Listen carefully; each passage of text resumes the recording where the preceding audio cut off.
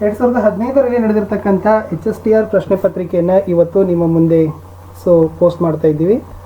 ನೋಡೋಣ ಯಾವೆಲ್ಲ ಕ್ವಶನ್ಸ್ಗಳನ್ನ ಕೇಳಿದ್ರು, ಯಾವ ಆನ್ಸರ್ಸ್ ಇತ್ತಂತೆ. ಯಾಕಂದರೆ ಮಾಡಲು ಕೂಡ ತಮಗೆ ಗೊತ್ತಾಗ್ತದೆ ಮತ್ತು ಹೆಚ್ಚು ಪ್ರಿಪ್ರೇಷನ್ ಮಾಡೋಕ್ಕೂ ಕೂಡ ಅನುಕೂಲ ಆಗ್ತದೆ. ನಮ್ಮ ಯೂಟ್ಯೂಬ್ ಚಾನಲ್ನಲ್ಲಿ ನಾವು ಭಾಳಷ್ಟು ವಿಡಿಯೋಗಳನ್ನು ಹಾಕಿದ್ದೀವಿ. ಸಿಲೆಬಸ್ ಹಾಕಿದ್ದೀವಿ, ಸ್ವರ ವ್ಯಂಜನಗಳ ವಿಡಿಯೋ ಇದೆ, ಆದಿಕಾಲ ಇದೆ, ಪ್ರೇಮ್ಚಂದ್ ಇದೆ. ಒಂದ್ಸರಿ ಇದೇ ವಿಡಿಯೋದ ಡಿಸ್ಕ್ರಿಪ್ಷನ್ ಬಾಕ್ಸ್ನಲ್ಲಿ ಮತ್ತು ಮೇಲೆ ಐ ಬಟನಲ್ಲಿನೂ ಕೂಡ TET GPSTR HSTR ಪ್ರಿಪ್ರೇಷನ್ ಅಂತ ಪ್ಲೇಲಿಸ್ಟ್ ಲಿಂಕ್ ಅದ. ಅದನ್ನು ಒತ್ತಿದರೆ ಹಿಂದಿನ ಎಲ್ಲ ವಿಡಿಯೋವನ್ನು ನೋಡ್ಬೋದು. ವಿಡಿಯೋ ಲೈಕ್, ಶೇರ್ ಹಾಗೂ ಸಬ್ಸ್ಕ್ರೈಬ್ ಮಾಡಲು ಮರೆಯದಿರಿ. ಟೆಲಿಗ್ರಾಮ್ ಗ್ರೂಪ್ಗೂ ಕೂಡ ಜಾಯ್ನ್ ಆಗಿ. ಫಸ್ಟ್ ಒಂದು ಗದ್ಯಾಂಶ ಇದೆ, ಅದನ್ನು ಓದಿ 1ರಿಂದ 6 ಪ್ರಶ್ನೆಗಳಿಗೆ ಉತ್ತರಗಳನ್ನು ಬರೀಬೇಕಿತ್ತು.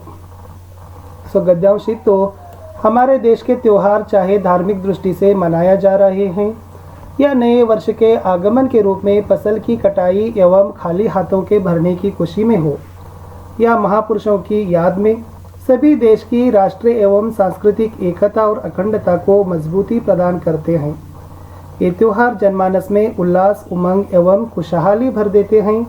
ये हमारे अंदर देशभक्ति एवं गौरव की भावना के साथ साथ विश्व बंधुत्व एवं समन्वय की भावना भी बढ़ाते हैं. इनके द्वारा महापुरुषों के उपदेश हमें इस बात की याद दिलाते हैं कि सद्विचार एवं सद्भावना द्वारा ही हम प्रगति की ओर बढ़ सकते हैं. इन त्योहारों के माध्यम से हमें यह भी संदेश मिलता है कि वास्तव में धर्मों का मूल लक्ष्य एक है, केवल लक्ष्य तक पहुँचने के तरीके अलग अलग हैं ಅಂತಕ್ಕಂಥದ್ದು ಗದ್ಯಾಂಶ ಇತ್ತು. ಕ್ವಶನ್ಸ್ ಏನಿದೆ ಅಂತಂದರೆ, ಒಂದನೇದು त्योहारों को मनाना किससे संबंधित है ಅಂತ ಕೇಳಿದ್ದಾರೆ. ದ ರೈಟ್ ಆನ್ಸರ್ ಏನಾಗ್ತದೆ ಅಂದರೆ ಸಾಂಸ್ಕೃತಿಕ ವಿವಿಧತಾ ಅಂತ ಬರ್ತದೆ. ಸಾಂಸ್ಕೃತಿಕ ವಿವಿಧತಾ ಅಂತಕ್ಕಂಥದ್ದು ಸರಿಯಾದ ಉತ್ತರ ಇತ್ತು. ಓಕೆ, ಇಲ್ಲಿ ಕೇಳಿದ್ದಾರೆ, ಇದೇ ಅಂಡರ್ಲೈನಲ್ಲಿದೆ, ಸಾಂಸ್ಕೃತಿಕ ಏಕತಾ ಮತ್ತು ಅಖಂಡತಾ ಅಂತ ಬಂದದ. ಇನ್ನು ಎರಡನೇ ಪ್ರಶ್ನೆಗೆ ಹೋಗೋಣ. ಪ್ರಶ್ನೆ 2 ಏನದಂದ್ರೆ, अलग अलग तरीके के माध्यम से किस ओर संकेत किया गया है ಅಂತ ಇದೆ. अलग अलग तरीके ಅಂತ ಇದೆ. ಓಕೆ, ಇಲ್ಲಿ अलग अलग तरीके ಅಂದರೆ ಇಲ್ಲೇ ಮೇಲೆ ಕೊಟ್ಟಿದ್ದಾರೆ, धर्मों का मूल लक्ष्य एक है, केवल लक्ष्य तक पहुँचने के तरीके अलग अलग है ಅಂತ ಇದೆ. ಧರ್ಮದ ಲಕ್ಷ್ಯ ಒಂದೈತಂದ್ರೆ ಅಲ್ಲಿ ಏನಾಗ್ತದೆ, ವಿಭಿನ್ನ ಸಂಪ್ರದಾಯನ ನಮಗೆ ಏನಾಗ್ತದೆ ಗೊತ್ತಾಗ್ತದೆ. ಮೂರನೇ ಪ್ರಶ್ನೆ ಇತ್ತು, ಯಹ ತ್ಯೋಹಾರ್ ಕಿಸಿ ಮಹಾಪುರುಷೋं से नहीं जुड़ा है ಅಂತ ಇದೆ. ಇದರಲ್ಲಿ ಯಾವ ಒಂದು ಹಬ್ಬ ಅದು ಮಹಾಪುರುಷರ ಜೊತೆ ಏನಾಗಿಲ್ಲ, ಹೊಂದಾಣಿಕೆ ಆಗಿಲ್ಲ ಅಂತ ಕೇಳಿದ್ದಾರೆ. ಶಿಕ್ಷಕ ದಿವಸ ಆಗ್ತದೆ, ಬಾಲ್ ದಿವಸ ಆಗ್ತದೆ, ಗಾಂಧಿ ಜಯಂತಿ ಆಗ್ತದೆ, ಬಟ್ ಗಣತಂತ್ರ ದಿವಸ ಆಗೋದಿಲ್ಲ. ಸರಿಯಾದ ಉತ್ತರ ಇತ್ತು. ಪ್ರಧಾನ ಶಬ್ದ ರೂಪೆ ಅಂತ ಇದೆ, ಇದೇ ಪ್ರಧಾನ ಶಬ್ದ ಇಲ್ಲಿ ಬಂದದ. ಓಕೆ, ಹಾಗಾದರೆ ಇದು ಏನು ಸೂಚಿಸದ, ಈ ಕ್ರಿಯಾ ಅಂತಕ್ಕಂಥದ್ದು ಸೂಚಿಸಿದ. ಇದು ಏನಪ್ಪ ಅಂದರೆ ಕ್ರಿಯಾ ಅಂತಕ್ಕಂಥದ್ದು ಅದ. ಬಿ ಶಬ್ದ ಏನಂತ ಕೇಳಿದ್ದಾರೆ. ಬಿ ಶಬ್ದ ಅನ್ನೋದು ನಿಪಾತ್ ಅಂತಕ್ಕಂಥದ್ದು ತಮ್ಮೆಲ್ಲರಿಗೂ ಕೂಡ ಗೊತ್ತೇ ಅದ. 6ನೇ ಪ್ರಶ್ನೆ ಇತ್ತು, ಖುಷಿ ಶಬ್ದ ಹೇ ಅಂತ ಇದೆ. ಖುಷಿ ಅಂತಕ್ಕಂಥದ್ದು ಭಾವನೆಗಳನ್ನು ಸೂಚಿಸ್ತದ. ಓಕೆ, ಭಾವವಾಚಕ ಸಂಜ್ಞಾನೇ ಆಗದ. 7ನೇ ಪ್ರಶ್ನೆ ಇತ್ತು, ತಮಸ್ ಉಪನ್ಯಾಸಕ್ಕೆ ಲೇಖಕ ಹೇ ಅಂತ ಕೇಳಿದ್ದಾರೆ. ತಮಗೆ ಗೊತ್ತಿದೆ, ತಮಸ್ ಅಂತಕ್ಕಂಥದ್ದು ಭೀಷ್ಮ ಸಹಾನಿ ಅವರ ಶ್ರೇಷ್ಠವಾಗಿರ್ತಕ್ಕಂಥ ಉಪನ್ಯಾಸ ಇತ್ತು. ಹಾಗೆ ನಾನು ಮುಂದಿನ ಪ್ರಶ್ನೆಗೂ ತಗೊಳ್ತೀನಿ. ಇನ್ಮೆ ಸಮುಚ್ಚಯ ಬೋಧಕ್ ಸಂಯೋಜಕ ಹೇ ಅಂತ ಕೇಳಿದ್ದಾರೆ. ಸಮುಚ್ಚಯ ಬೋಧಕ್ ಅಂದರೆ ಕಂಜಂಕ್ಷನ್ ಅಂತ ಕರಿತೀವಿ. ಓಕೆ, ಸರಿಯಾದ ಉತ್ತರ ಏನಿತ್ತು ಅಂತಂದರೆ 10ರಲ್ಲಿ ಅವ್ರು ಅಂತಕ್ಕಂಥದ್ದು ಬರ್ತದೆ ಮತ್ತು ತತ ಅಂತಕ್ಕಂಥದ್ದು ಕೂಡ ಬರ್ತದೆ. ಸಮುಚ್ಚಯ ಬೋಧಕ್ ಅವ್ಯಯ ಅಂತಕ್ಕಂಥದ್ದು ಸರಿಯಾದ ಉತ್ತರ ಇತ್ತು. ಮುಂದಿನ ಪ್ರಶ್ನೆ ಇತ್ತು, ಸಾಧುಕ ಸ್ತ್ರೀಲಿಂಗ ಕ್ಯಾ ಹೋಗ ಅಂತ ಕೇಳಿದ್ದಾರೆ. 8ರಲ್ಲಿ ಸರಿಯಾಗಿರ್ತಕ್ಕಂಥ ಉತ್ತರ ಇತ್ತು, ಸಾಧವಿ ಅಂತಕ್ಕಂಥದ್ದು ಸರಿಯಾದ ಉತ್ತರ ಆಗ್ತದೆ. ಸಾಧು, ಸಾಧವಿ. ಟುಕಡೆ ಟೇಕ್ನಾ ಮುಹಾವರೆ ಕಾ ಅರ್ಥ ಹೇ ಅಂತ ಇದೆ. ಘುಟ್ನೆ ಟೇಕ್ನಾ. ಘುಟ್ನೆ ಟೇಕ್ನಾ ಅಂತಂದ್ರೆ ಮೊಳಕಾಲು ಊರು ಅಂದಂಗೆ. ಮೊಳಕಾಲು ಊರು ಅಂತಂದ್ರೆ ಏನಪ್ಪ ಅಂದ್ರೆ ಹಾರ್ ಮಾನ್ಲೇನಾ ಅಂತ ಕರಿತೀವಿ. ಹಾರ್ ಮಾನ್ಲೇನಾ ಅಂತಕ್ಕಂಥದ್ದು ಸರಿಯಾದ ಉತ್ತರನೇ ಇತ್ತು. ಭಾರತ್ ಕಿ ರಾಜಭಾಷಾ ಯಹ ಅಂತ ಕೇಳಿದ್ದಾರೆ. ಭಾರತದ ರಾಜಭಾಷಾ ಹಿಂದಿ ಅದ. ಓಕೆ, ಯಾವುದೇ ರಾಷ್ಟ್ರ ಭಾಷೆಗಳಿಲ್ಲ. ಬಟ್ ಈದ್ ಕಾ ಚಾಂದ್ ಹೋನಾ ಅಂತಕ್ಕಂಥದ್ದು ಕಹಾವತ್ತಿದೆ. ಕಮ್ ದಿಖಾಯಿ ದೇನಾ ಅಂತ ಕರಿತೀವಿ, ಅಂದರೆ ಕಡಿಮೆ ತೋರಿಸತಕ್ಕಂಥಕ್ಕೂ ಈದ್ ಕಾ ಚಾಂದ್ ಹೋನಾ ಅಂತ. ಈ ಮುಹಾವರೆ ಏನಾಗ್ತದೆ, ವಿಶೇಷ ಅರ್ಥವನ್ನು ಕೊಡ್ತದೆ. ಮುಂದಿನ ಪ್ರಶ್ನೆ ಇತ್ತು, ಶಿಕ್ಷಾ ಅಧಿಕಾರ ಅಧಿನಿಯಮ ಯಾವಾಗ ಜಾರಿಗೆ ಬಂದಿದೆ ಅಂತ ಕೇಳಿದ್ದಾರೆ. 2009ರಲ್ಲಿ ರೈಟ್ ಟು ಎಜುಕೇಷನ್ ಅಂತ ಕೇಳಿದ್ದಾರೆ. ಅದು RTE ಕೇಳಿರ್ತಕ್ಕಂಥದ್ದು ಕಾಯ್ದೆ. ಶಿಕ್ಷಣ ಹಕ್ಕು ಕಾಯ್ದೆ ಯಾವಾಗ ಜಾರಿ ಬಂದಿದ್ದು, 2009ರಲ್ಲಿ. ಸರ್ಕಾರಿ ಅಧಿಕಾರಿ ಸೆ ಕಾರ್ಯಾಲಯಕ್ಕೆ ಕರ್ಮಚಾರಿಯೋ ಆದೇಶ ದೇನೆ ಕಾ ರೂಪ ಹೇ.